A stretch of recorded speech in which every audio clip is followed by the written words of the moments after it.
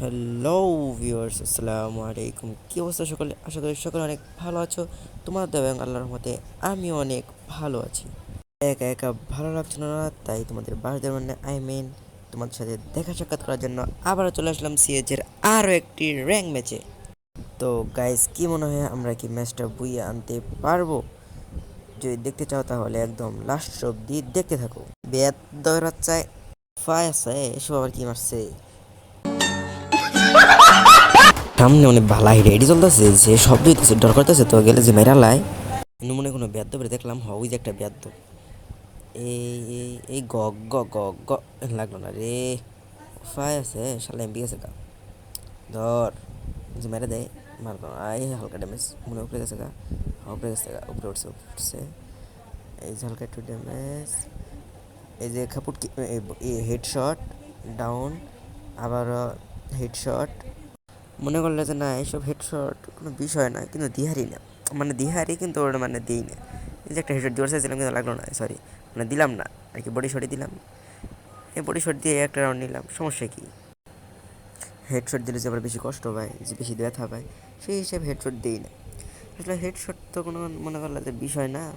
আচ্ছা, আমরা কি একে একটা হেডশট না, তাই হেডশট দিব না। হেডশট দিলে হচ্ছে ব্যথা পায়। মারমু মারমু, কষ্ট দিয়ে কেন মারমু? এনিমে আঙ্গুইতে বাই ব্রাদার।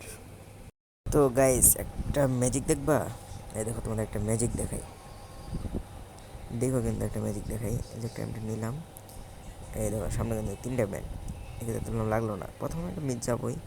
এই দেখো, এই যে একটা হেডশট, দুইটা হেডশট, তিনটে শেষ। দেখছো, সেকেন্ডের ভিতরে বুঝতেই পারে নাই। আসলে মনে করলাম না, আমরা এইসব হেডশট দিতে চাই না, তারপর লাগিয়ে যায়, কারণ আমরা বট মানে প্রো। তো গাইস, এইভাবে আমাদের এসে পড়ে পরের রাউন্ড, মানে 3 নম্বর রাউন্ড। এই রাউন্ডে আমরা একটা AK-47 কিনে নিয়ে, মানে AK-47 আগে ছিল, তারপর কিনতে পারলাম না, কারণ আমাদের আগে ছিল, তাই একটা 14 কিনে নিলাম। চুপ করে থাকইছেন। কি বয়স বেশ? ঘরে কিছু ফালতু ম্যান আছে, তো বয়েজের মাঝখানে ডিস্টার্ব করে। তো গাইস, আমরা গেম প্লের দিকে ফিরে আসি। পরের রাউন্ডে আসে বললাম, ভালো লাগতেছে না।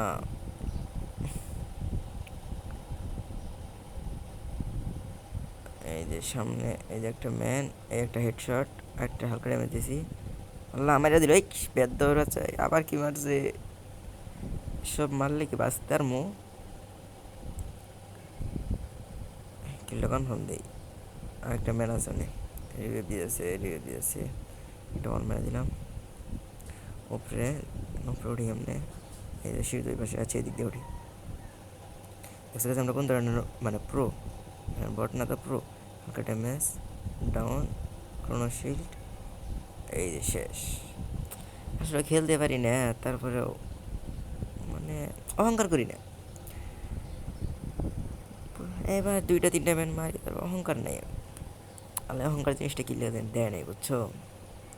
অহংকার করতে করতে চাইলেও করতে পারি না। তো গাইজ, পরের রাউন্ডে যাচ্ছিলাম। সামনে কিন্তু দুইটা ম্যান, দুইটার মধ্যে যাই একটা ডাউন, আর একটা কিন্তু আমার টিমমেট মারতেছে অস্কার। আল্লাহ, কিলটা চুরি করে নিল টিমমেট, ক্লিয়ার যা দিলাম। লাস্ট একটা ম্যাচ গাইজ, আমরা কি পারবো ম্যাচটা বুইয়া করতে, নাকি ওই একটা ম্যান আমাদের তিনটা ম্যানকে মেরে দিবে? দেখতে থাকো গাইজ।